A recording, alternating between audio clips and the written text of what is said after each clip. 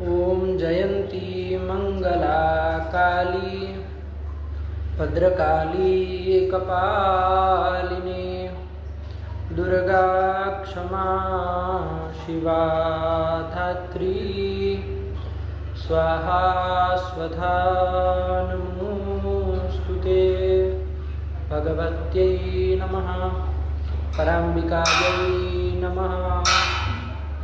चलिए, तो पिछले पाठ में हम लोगों ने अपत्याधिकार की परिसमाप्ति तक देखा। अब उसके आगे रक्ताद्यर्थक प्रकरण का आरंभ करने जा रहे हैं।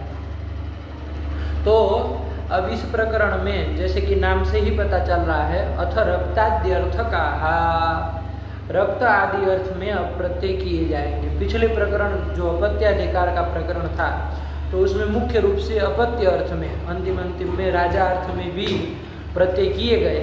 अब इस प्रकरण में रक्त आदि अर्थ में प्रत्यय किए जाएंगे। तो रक्त आदि में जैसे अभी पढ़ेंगे तो आएगा रक्त, युक्त, दृष्ट, परिवृत और उद्धृत, संस्कृत इत्यादि इत्यादि नाना अर्थों में अब प्रत्यय किए जा रहे हैं। तो उसी का ये प्रकरण है, तो उसको नाम दे दिया अथ रक्ताद्यर्थकाः। तो रक्ताद्यर्थक प्रत्यय का निरूपण करने जा रहे हैं। तो उसमें सबसे पहला रक्त अर्थ में प्रत्यय कराने वाला सूत्र आ रहा है, तेन रक्तम रागात्, ये सूत्र है। अब इस सूत्र में यहाँ पर रक्त अर्थ में प्रत्यय किया जा रहा है। तो सबसे पहले देखिए हम लोग कि कितने पद है इसमें। तो तेन रक्तम रागात्, तो हम लोगों ने जैसे तस्यापत्यम वगैरह सूत्र का जब अर्थ हम लोग शुरुआत में किए थे, तो उस प्रसंग में हमने देखा था कि ये जो तस्य, तेन, तस्मै वगैरह जो पद आते हैं वो सब पद यहाँ पर उन विभक्ति अंतों के अनुकरण है। जैसे तस्यापत्यम का जो तस्य था वो षष्ठ्यंत का अनुकरण था, उसी प्रकार यहाँ पर तेन ये जो है वो तृतीयांत का अनुकरण है। तो लेकिन है कौन सी विभक्ति का? तो जैसे वहाँ तस्यापत्यम में तस्य जो था वो लुप्त पंचमीकम पदम था, वैसे ही यहाँ पर भी तेन जो ये तृतीयांत का अनुकरण है, ये आपका कौन विभक्त्यंत है? तो ये आपका लुप्त पंचमीकम पदम। अर्थ क्या होगा इसका? तृतीयांतात्, यही ना अर्थ होगा। क्योंकि तेन ये तृतीयांत को बता रहा है, तृतीयांत पदों का अनुकरण है और लुप्त पंचमीकम है, तो तृतीयांतात् ये हो जाएगा। तो आपको अर्थ करना आ ही रहा है, विशेष रूप से इसमें अब बताने की जरूरत नहीं, क्योंकि तस्यापत्यम के प्रसंग में हम लोगों ने ये प्रक्रिया को जाना था। तो सीधे सीधे अर्थ इसका कर लिया जाए। तृतीयांतात् कृत संदेहे समर्थात् रक्तम इत्यस्मिन् अर्थे अणवास्यात्, प्राग्दिव्य तो अण से अण की अनुवृत्ति आ ही रही है, अधिकार आ ही रहा है, तो इसकी वृत्ति बन जाएगी कि तृतीयांतात् कृत संदेहे समर्थात् रक्तम इत्यस्मिन् अर्थे अणवास्यात्, ये इसका अर्थ हो जाएगा।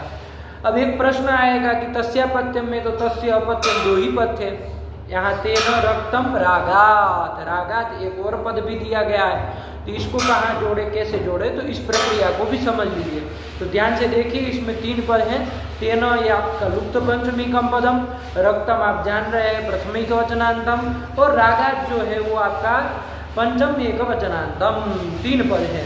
तो अब तेन रक्तम इतना ही सूत्र यदि होता तब तो हम अर्थ तस्यापत्यम की तरह इसका भी कर लेते। क्या कर लेते? सीधे सीधे कि तृतीयांतात् कृत संदेहे समर्थात् रक्तम इत्यस्मिन् अर्थे अणवास्यात्, ये अर्थ कर लेंगे, ठीक है।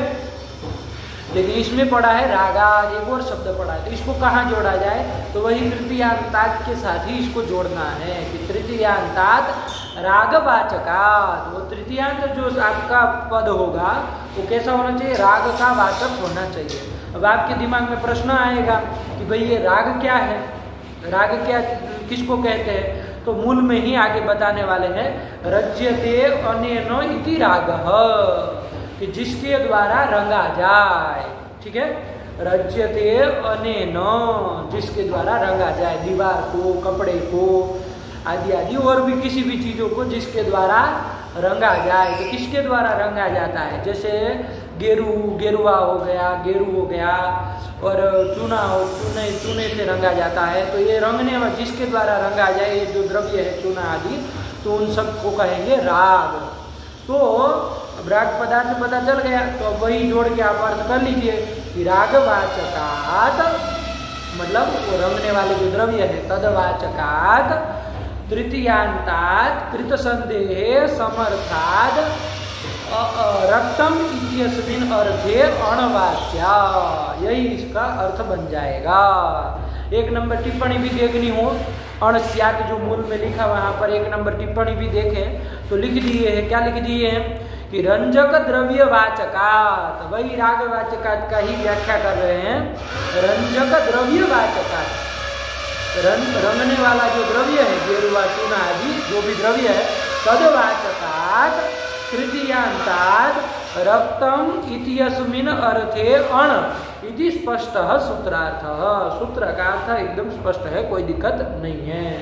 तो यही एक बार वृत्ति बोल ली जाए इसकी, इस सूत्र की क्या अर्थ बन जाएगा।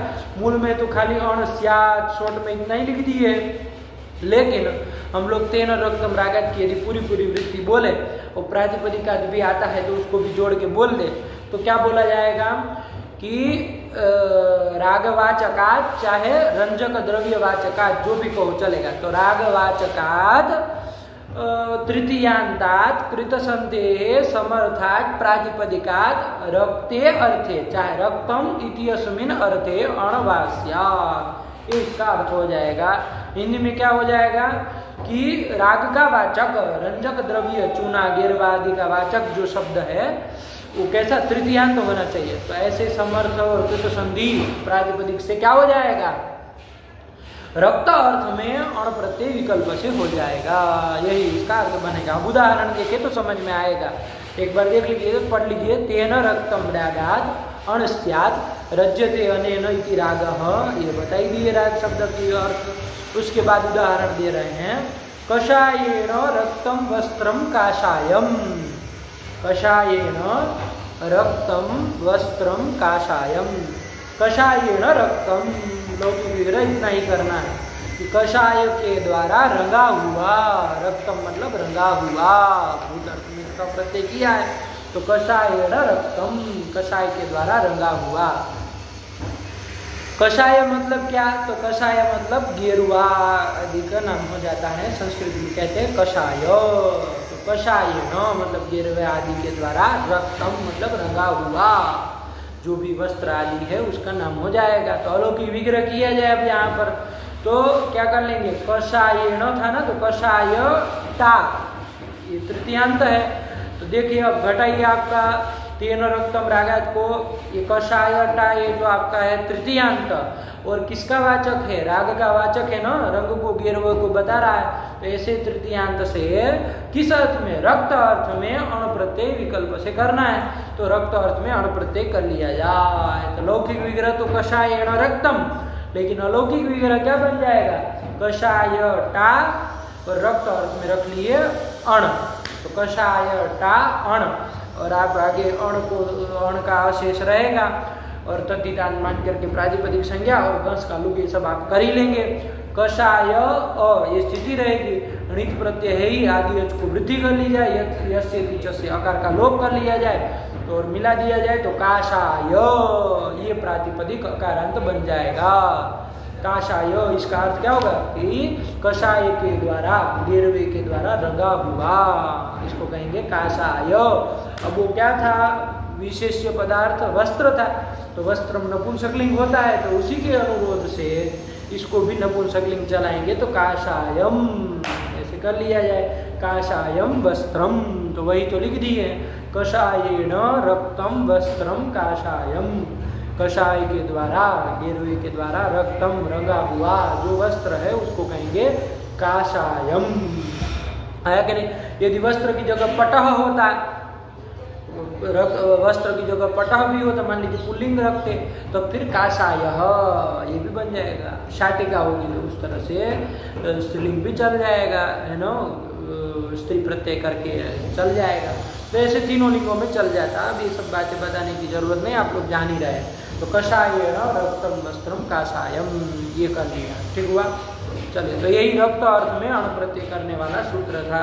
एक बार सूत्र पढ़ लिया जाए तो फिर आगे बढ़े।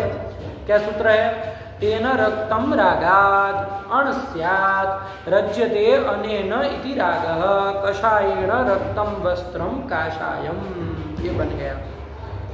तेन रक्तम रागाद का भी आप अर्थ कर ही लेंगे कि रागवाचकात् तृतीयांतात् कृत संदेहे समर्थात् रक्तम इत्यस्मिन् अर्थे अणवास्या। ये कर दिया, ठीक है।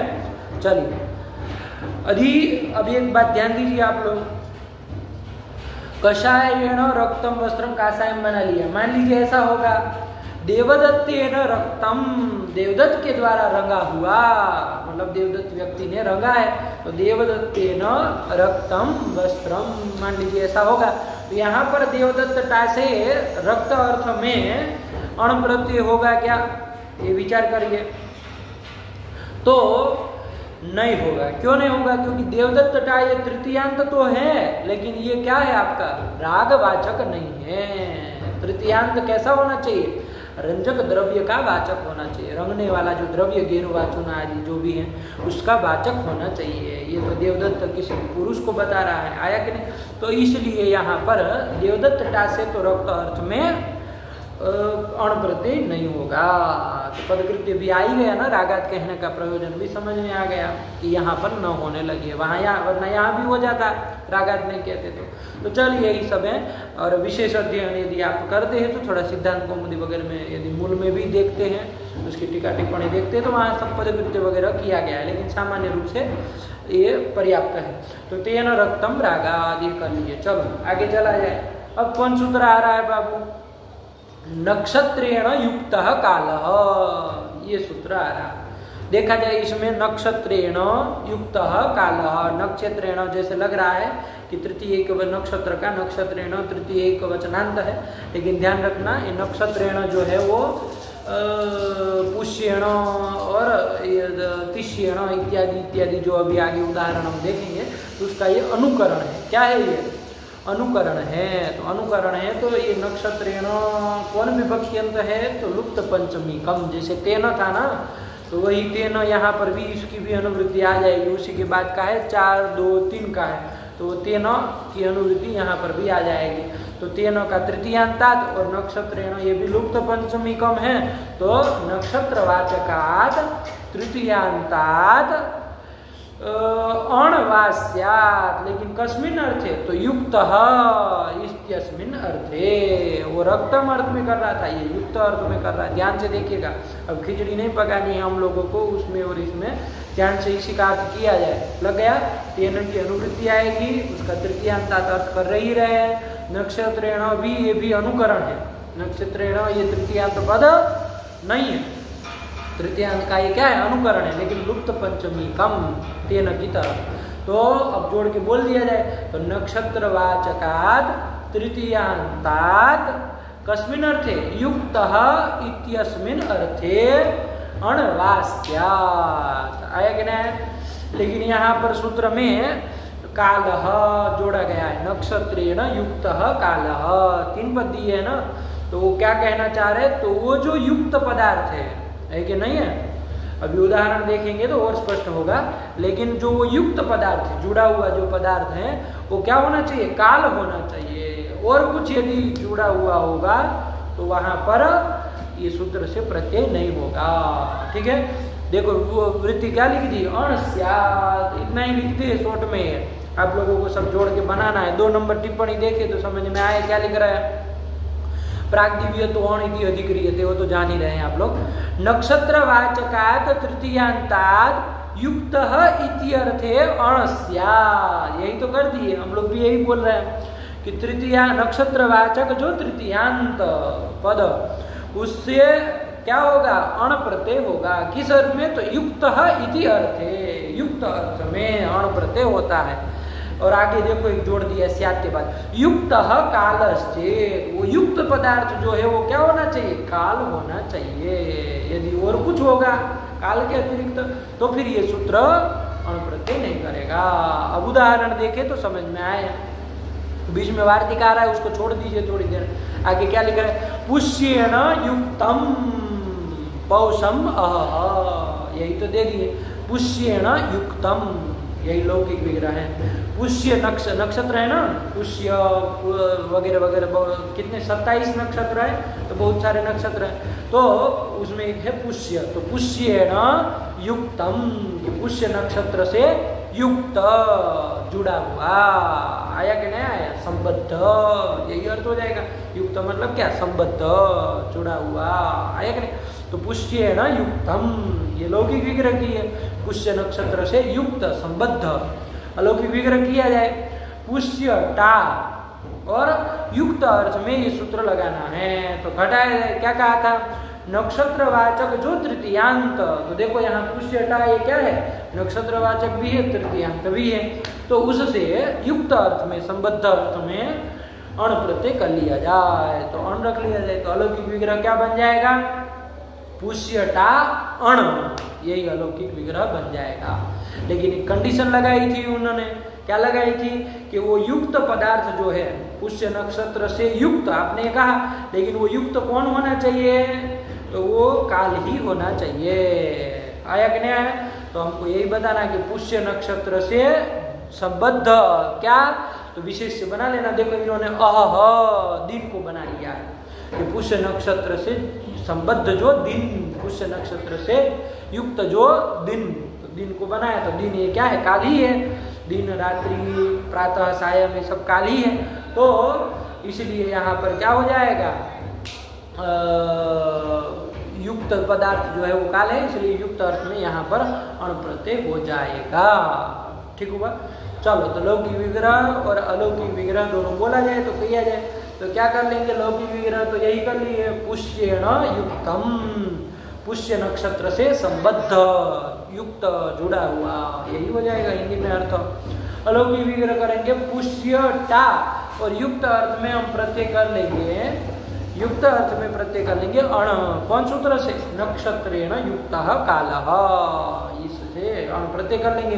प्रक्रिया कर ही लोगे, अण का अ रहेगा, अणी थे तो आदिअच को वृद्धि, और पुष्य में जो, वो पुष्य में आदिअच कौन है, वो है, उसको वृद्धि औ, और पुष्य में जो अकार है उसका यश स्थिति से लोप कर देंगे, तो पौष्य अ, ये स्थिति बनेगी, ये हल रहेगा, पौष्य अ, ये स्थिति बन जाएगी। ठीक है।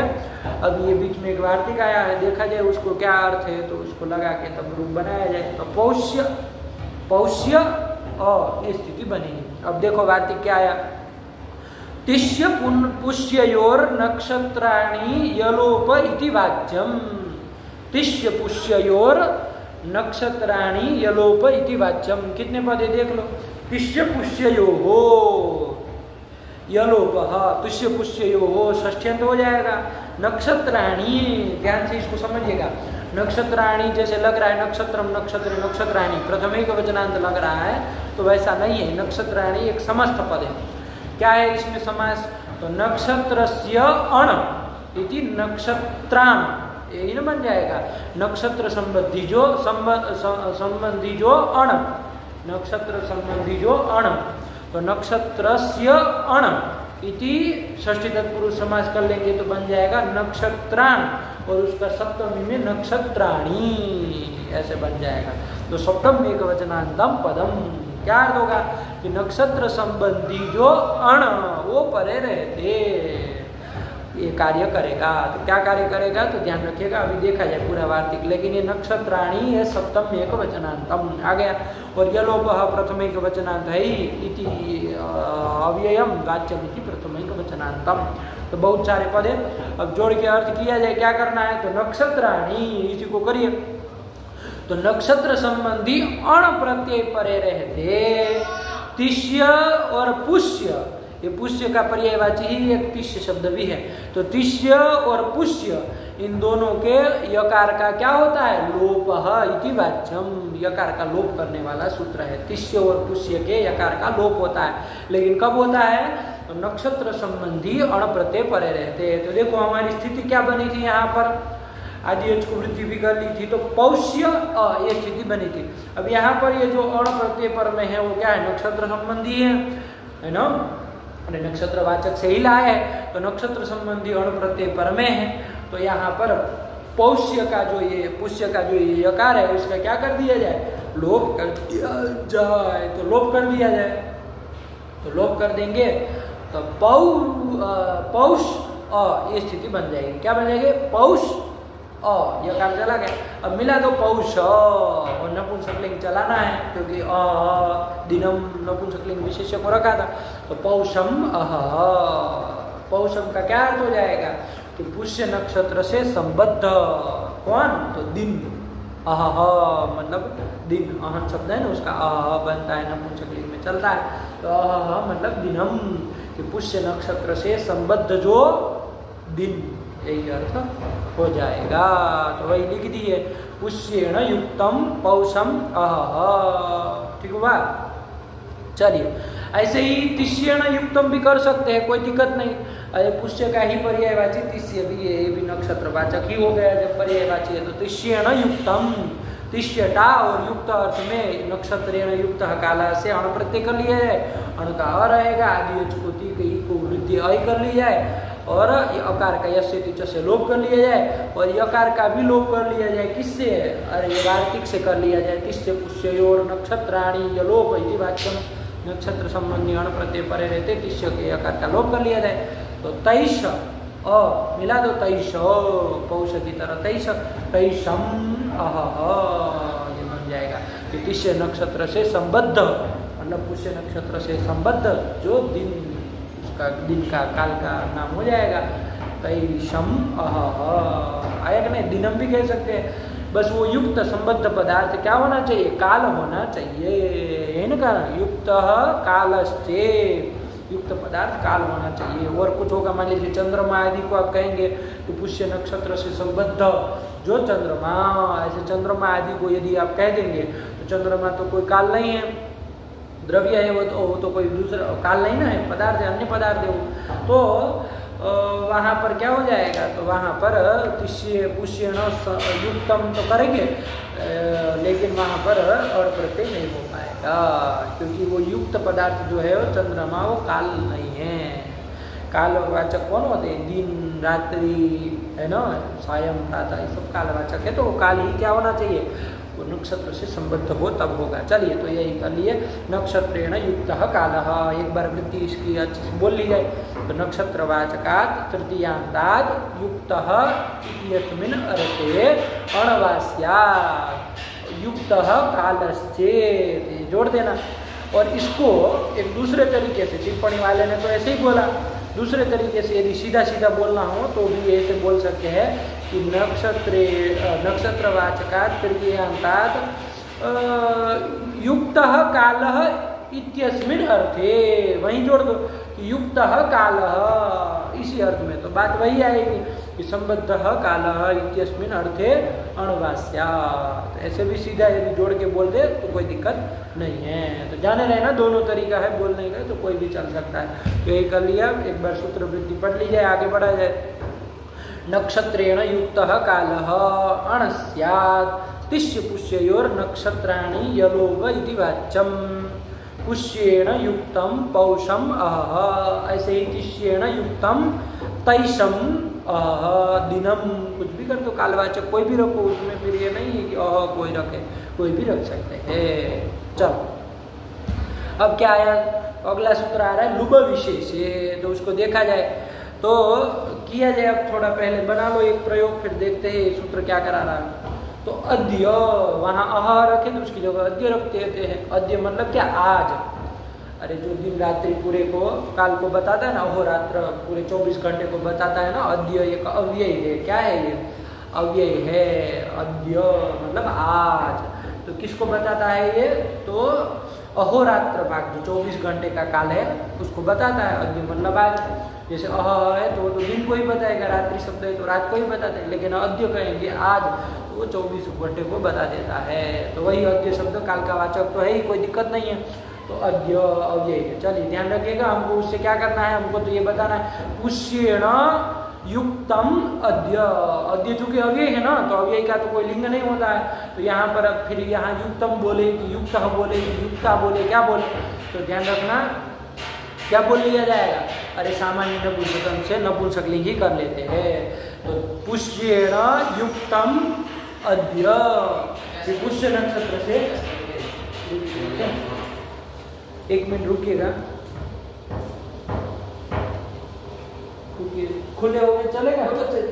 रुकिए हो गया। तो क्या कर लिए है?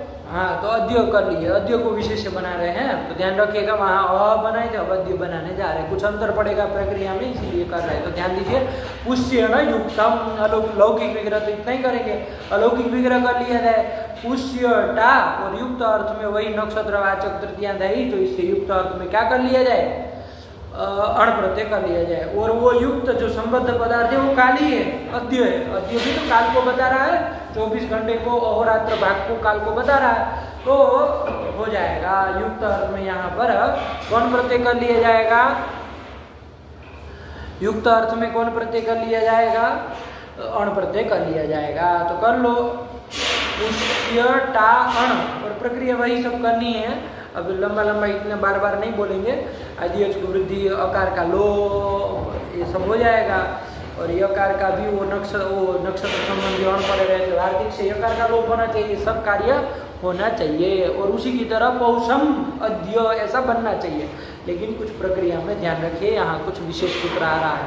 क्या सूत्र आ रहा है? अभी स्थिति आप इतनी रखिए, और गस का लुक, टा का लुक कर दिए, तो पुष्य अण ये स्थिति बना के रखिए। अभी आदि को वृद्धि और ये सब यहाँ अभी मत करिए, ठीक है? देखिए क्या कहता है, लुब विशेषे, कितने पद है? लुब इति प्रथम एक वचनांतम, अविशेषे इति सप्तम एक वचनांतम, 2 पद है।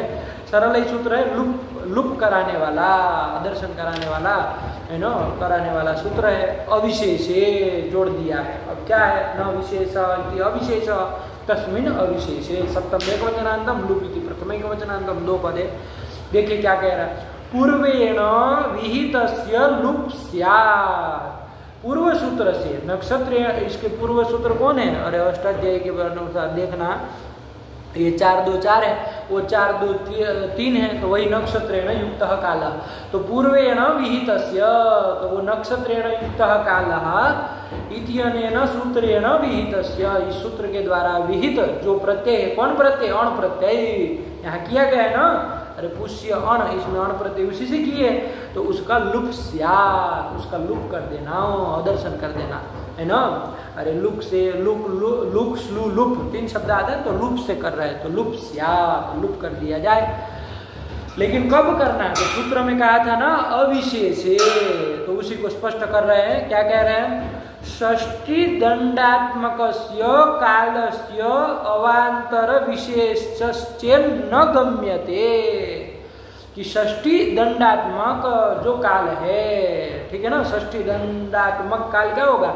ये 24 घंटे का जो ये अहोरात्र का एक पूरे दिए वो होता है ना 24 घंटे का काल, वो षष्ठी दंडात्मक ये पूरा काल है 24 घंटे का, है ना।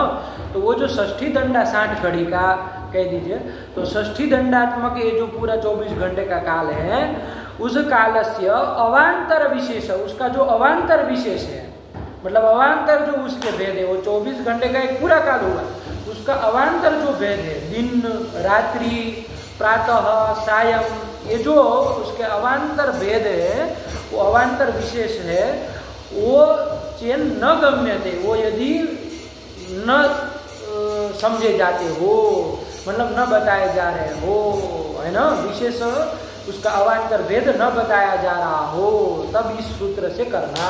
अविशेष कहा था ना, मतलब विशेष न बताया जा रहा हो। किसका विशेष? तो उसको स्पष्ट कर दिया कि षष्ठी दंडात्मक, मतलब 24 घंटे का जो ये पूरा काल है ना, उसका अवांतर विशेष यदि बोधित न हो रहा हो, बताया न जा रहा हो।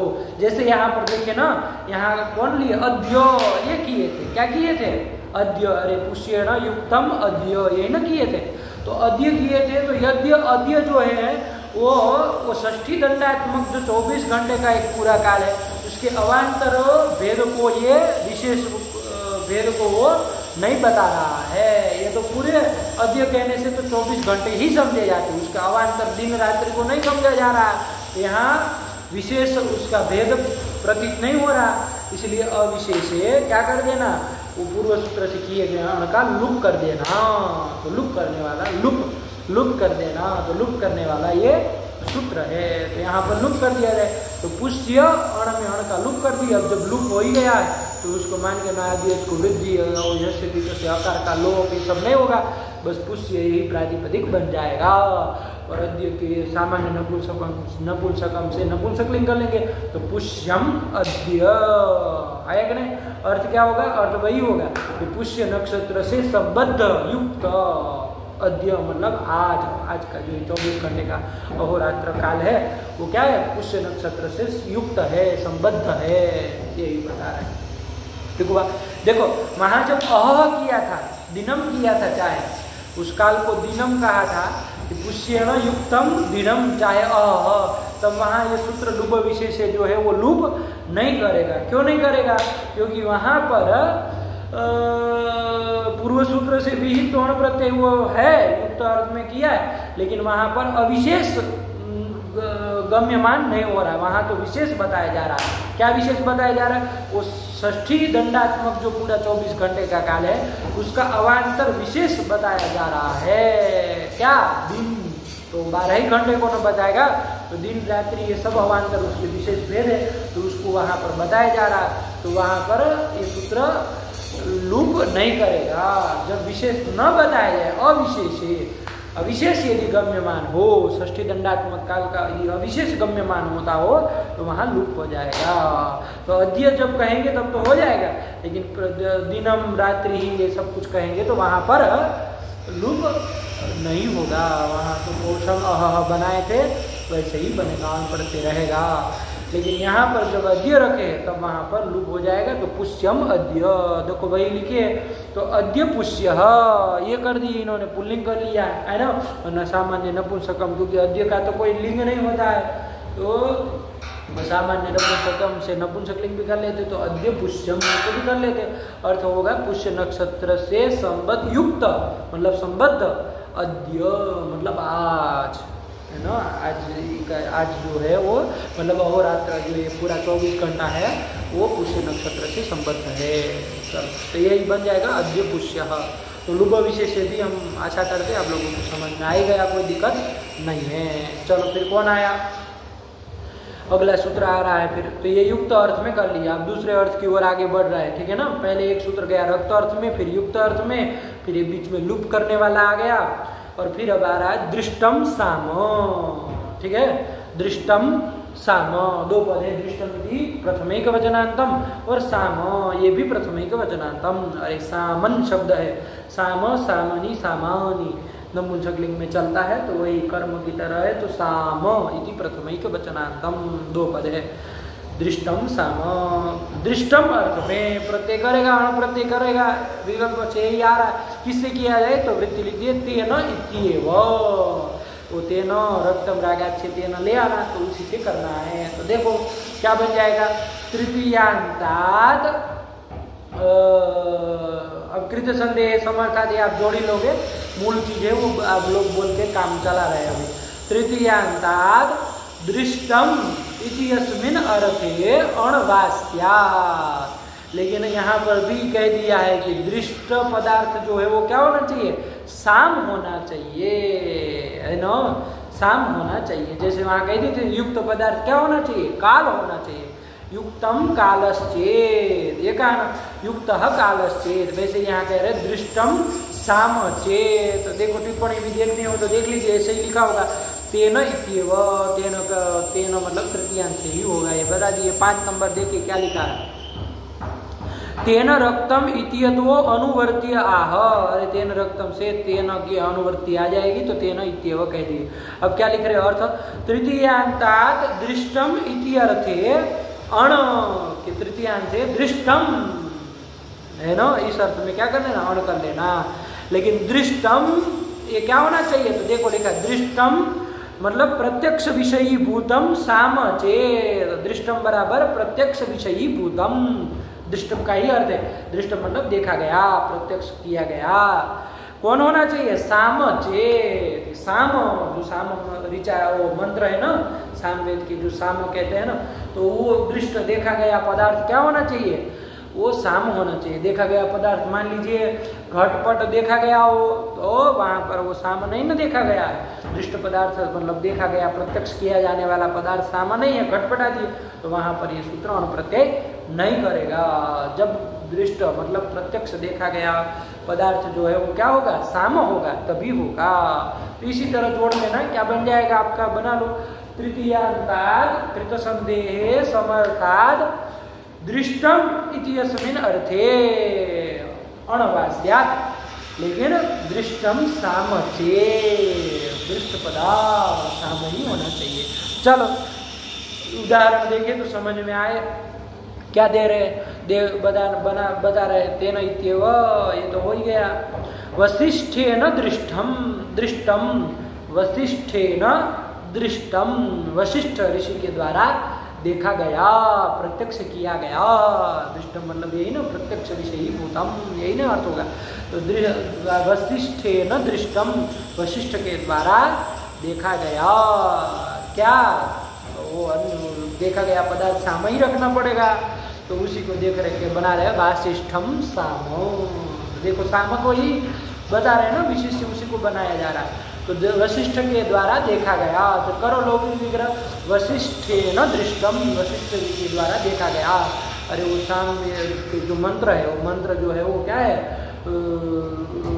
ऋषियों के द्वारा देखे गए हैं ना, बनाए नहीं है उन्होंने, वशिष्ठ ने वो मंत्रों को बनाया नहीं है, क्या किया है, उसका साक्षात्कार किया है, उनके द्वारा देखा गया, तपस्या तपोबल के द्वारा उस मंत्र का साक्षात्कार किया गया है, उसके निर्माता नहीं है वो, इसलिए अरे आया था ना पहले भी, ऋषयो मंत्र दृष्टा, मंत्र को देखने वाले, साक्षात्कार करने वाले जो होते वो ऋषि होते, तो वही है। तो चलो क्या कर लेंगे, वशिष्ठेन दृष्टम साम, वशिष्ठ जी के द्वारा देखा गया साम मतलब मंत्र विशेष। अलौकिक विग्रह कर लिया जाए, वशिष्ठ टा, वशिष्ठ ने कहा था ना, तो वशिष्ठ टा, और दृष्ट अर्थ में चूंकि ये तृतीयांत है तो दृष्ट अर्थ में दृष्टम साम से क्या कर लिया जाए, अण प्रत्यय कर लिया जाए। अण का अ रहेगा, अण है नीच है तो आदि को वृद्धि, अकार का लोप, ये सब कर ही लेंगे। वासिष्ठ ये बन जाएगा, चूंकि अन्य वो विशेष साम है तो उसी के अनुसार नपुंसकलिंग कर लिया जाए, वासिष्ठम सामो, कि वशिष्ठ ऋषि के द्वारा देखा गया मतलब साक्षात्कार किया गया जो सामो है कि नहीं, मंत्र विशेष है ना, सामवेद के जो मंत्र विशेष है उसी को कहेंगे सामो। तो वशिष्ठेन दृष्टम वासिष्ठम सामो बन जाएगा, ठीक है। चलिए तो ऐसे ही बना लेना है, उस साम का नाम हो जाएगा दृष्टम सामो। मान लीजिए वशिष्ठेन दृष्टम घटा होगा तो वहाँ पर नहीं होगा, क्योंकि दृष्ट पदार्थ जो है वो साम नहीं है, घटपट है, तो वो साम नहीं है, इसलिए अणप्रत्यय तब नहीं होगा, तब वहाँ वासिष्ठ घट ऐसा नहीं कह सकते, अशुद्ध हो जाएगा। यदि साम होगा तभी होगा। चलिए तो यही कर लिया, वशिष्ठेन दृष्टम वासिष्ठम साम, सरल ही है सूत्र, सब बना दे। चलो एक बार बोल दिया जाए, दृष्टम साम का अर्थ तृतीयांतात् दृष्टम इत्यस्मिन् अर्थे अणवास्यात्, लेकिन दृष्टम साम से। चलो फिर कौन आया, वामदेवाड ड्यौ, यही है। अरे उष्टुत्व वगैरह हो गए हैं तो लग रहे इतने सारे डकार, लेकिन सरल है ये, देख लो, वामदेवात अलग पदच्छेद कर लो, वामदेवात, वामदेव का पंचमी में वामदेवात इति पंचम एक वचनांतम, और ड्यौ इति प्रथमा द्विवचनांतम, दो प्रत्यय कर रहा है ना, दो प्रत्यय कर रहा है। अरे उसी के बाद का है दृष्टम साम के 7 नंबर था, ये 9 नंबर का है, तो वही दृष्टम अर्थ में ही करेगा, ये भी कोई अन्य अर्थ में नहीं करेगा, लेकिन किससे करेगा, वामदेवात, वामदेव से ही करेगा, और किसी शब्द से नहीं करेगा, तो विशेष हो जाएगा ना। वो दृष्टम साम तो किसी भी तृतीयांत से कर रहा था, ये तो केवल वामदेव से ही करेगा, तो विशेष हो जाएगा, अपवाद सूत्र बन जाएगा उसका। तो चलो किया जाए, उदाहरण दिए, वामदेवेन दृष्टम, ठीक है, वामदेवेन दृष्टम, तो वामदेवेन दृष्टम लौकिक विग्रह हो गया कि वामदेव नाम के भी जैसे वशिष्ठ है वैसे वामदेव नाम के भी एक ऋषि है, उनके द्वारा दृष्टम सामो देखा गया, साम मंत्र विशेष। अलौकिक विग्रह करो, वामदेव टा, और दृष्ट अर्थ में वो सूत्र क्या करने जा रहा था, दृष्टम साम अण करने जा रहा था, लेकिन विशेष सूत्र आया कि भैया वामदेव से क्या करना, दृष्ट साम, दृष्ट अर्थ में डियड इसमें विष्णुत्व कर दिए है। डियत और डिय दो प्रत्यय करे, जैसे तव्यत और तव्य, ऐसे ही डियत और डिय दो प्रत्ययों का विधान कर रहा है, तो कोई फर्क नहीं पड़ेगा। देखो डियत में भी प्रत्यय के आदि जो डकार है उसकी चुटू से संज्ञा हो जाएगी, डियत में जो तकार है उसके हलंत्यम से हो जाएगी, यह शेष रहेगा। डिय प्रत्यय भी करोगे तो प्रत्यय आदि डकार की चुटू से और यह शेष रहेगा। दोनों में बचना तो शेष रहना तो यकार ही है, शेष तो यकार ही रहेगा, ठीक है, यकार ही शेष रहना है। तो फिर आप कहेंगे फिर ये दो प्रत्यय करने का क्या मतलब, डियत और डिय, तो वहाँ तव्यत और तव्य में भी आपको बताए थे। तो क्या है वो स्वर प्रक्रिया में तित हो जाएगा, तो कोई स्वर विशेष में उदाहरण उदात सहित की प्रक्रिया में स्वर वैदिकी में क्या आ जाएगा, फर्क पड़ जाएगा। रूप में कोई यहाँ जो शब्द रूप बनेगा उसमें कोई फर्क नहीं पड़ेगा, लेकिन वो उदाहरण उदात स्वरित वाले स्वर में फर्क पड़ जाएगा। इसलिए दो किए जा रहे हैं, तव्यत तव्य की तरह डियत और डिय दोनों में शेष रहना है य। आया कि नहीं आया? तो चल अब यहाँ पर अलौकिक विग्रह कर ही लिए हैं, वामदेवता और दृष्ट अर्थ में क्या कर लिया जाए, डियत चाहे डिय कर लो, शेष यही रहना है। तो मान की प्रातिपदिक संज्ञा और टाका लुक कर देंगे, वामदेव य, ये अब इसमें ध्यान दीजिएगा, ये डियत चाहे डिय ये दोनों में से कोई ईट कित कुछ नहीं है, आदि को वृद्धि नहीं होगी, वैसे करने की जरूरत भी नहीं है। वामदेव में वैसे ही आकार है स्वयं, तो उससे कुछ होने जाना है नहीं, बस क्या कर लिए जाए, यहाँ पर स्थिति बनी है वामदेव य। अब यहाँ पर जैसे कि आकार का लोग कर लो, या तो ये डित प्रत्यय है तो टेह सूत्र भी लगा सकते हो कि डिति पर है भस्य टेर लोप संज्ञा इधर हो जाएगी, यकार आदि प्रत्यय पर में है तो डिति पर है भस्य टेर लोप करके यहाँ पर वामदेव का जो टी भाग है और उसका लोप कर दो, जैसे सिद्धि कर देते कोई फर्क नहीं पड़ता। तो वामदेव य मेरा तो वामदेव्य और साम के अनुसार नपुंसकलिंग करके वामदेव्यम सामो, वही तो लिख दिए होंगे कि वामदेवेन दृष्टम साम वामदेव्यम, वामदेव नाम के ऋषि के द्वारा देखा गया, प्रत्यक्ष किया गया जो साम मंत्र विशेष, उसका नाम हो जाएगा वामदेव्यम, ये बन जाएगा। ठीक हुआ? तो डियत प्रत्यय भी करो, डिय प्रत्यय भी करो, यही शेष रहना है, आकार का लोप कर देना है, तो वामदेव्य यही बनना है, वामदेव्यम। तो यह अपवाद सूत्र आ गया वामदेवा ड्यौ, किसका, दृष्टम साम का, क्योंकि उसमें तो किसी ऋषि विशेष का नाम नहीं लिया था, बस यही कह दिए तृतीयांत से दृष्टम अर्थ में और प्रत्यय कर लेना, यही कह दिए। लेकिन यहाँ कह दिए कि वो तृतीयांत क्या होना चाहिए, वामदेव होना चाहिए, वामदेवाद तृतीयांताद दृष्टम इत्यस्मिन् अर्थे अणुवास्यात्, तो दृष्टम सामचेत ये सब लगा ही लोगे पूर्व की तरह, तो ये अपवाद सूत्र बन जाएगा, यही कर लिए वामदेवा ड्यौ कर लिए। इसके बाद कौन आ रहा है सूत्र, देखो अब ये दृष्ट अर्थ का भी हो गया काम, दो सूत्र आए। अब परिवृत अर्थ में आ रहा है, परिवृतो रथ, परिवृत प्रथम एक वचनांतम, रथ प्रथम एक वचनांतम, दो ही पद है, सरल है, तेन की अनुवृत्ति आ ही जाएगी, देख लेना 4 2 10, वही 4 2 के भी सूत्र है, तो जब तक कुछ नया नहीं आया तब तक तेन चला ही रहेंगे। तो तृतीयांतात् कौन प्रत्यय, अणवास्यात् कर ही लेंगे, लेकिन कस्मिन अर्थे भाई, तो परिवृते अर्थे, किस अर्थ में, परिवृत, परिवृत मतलब क्या, तो चारों ओर से ढका हुआ, सब ओर से है ना ढका हुआ, सब ओर से आच्छादित ढका हुआ, उसी को कहेंगे परिवृत। तो परिवृत अर्थ में क्या हो जाएगा, अण प्रत्यय विकल्प से हो जाएगा। लेकिन यहाँ भी कह दिया रथ कि वो परिवृत ढका हुआ पदार्थ जो है वो क्या होना चाहिए, रथ होना चाहिए। यदि और कुछ ढक दिया है ना, और किसी चीज को ढका हुआ पदार्थ कोई और है, परिवृत पदार्थ कोई और है, जैसे घड़े आदि को ढक दिया तो घट आदि रहेंगे, तो वहाँ पर नहीं हो पाएगा। परिवृत पदार्थ क्या होना चाहिए, रथ ही होना चाहिए। आएगा ना? तो चलो यही बन गया। तो एक बार वृत्ति देखे जाए, अस्मिन् अर्थे, अस्मिन् अर्थे मतलब परिवृते अर्थे अण प्रत्ययो भवति। अब ये तो जान ही गए, आ ही गए, पूरी वृत्ति लिखनी हो, बोलनी हो तो कैसे बोला जाए, तो वही कर लो। क्या कर लोगे, तृतीयांतात् कृत संदेहे समर्थात् प्रातिपदिकात् परिवृते अर्थे अणवास्यात्, यही तो कर लेंगे। और आगे लगा देना कि परिवृतः रथः चेत, कि परिवृत पदार्थ रथ होना चाहिए तभी हो पाएगा, वरना नहीं होगा। ठीक है, चलिए अब उदाहरण देखें तो समझ में आया। क्या दे रहे हैं? अस्मिन् अर्थे अणप्रत्यय भवति हो गया।